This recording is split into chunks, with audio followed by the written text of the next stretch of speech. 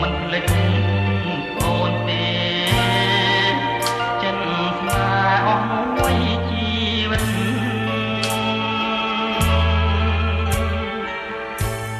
អូនណាយកុំព្រួយ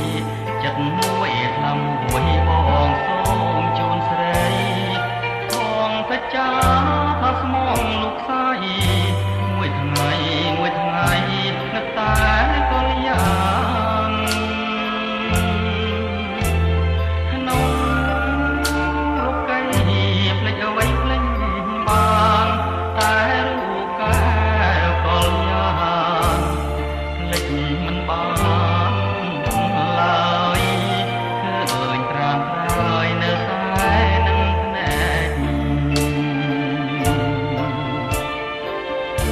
អូនដូចព្រះច័ន្ទដែលពេញបរមីបងដូចរាត្រី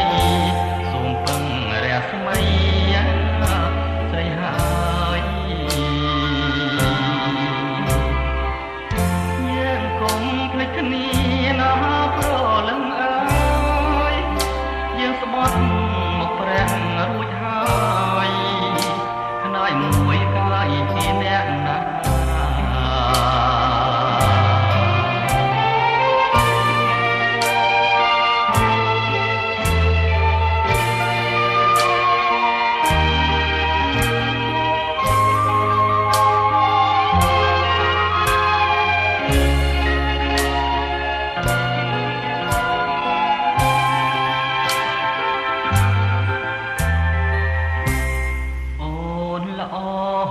ទាំងអងរូបរាងក៏ស្រស់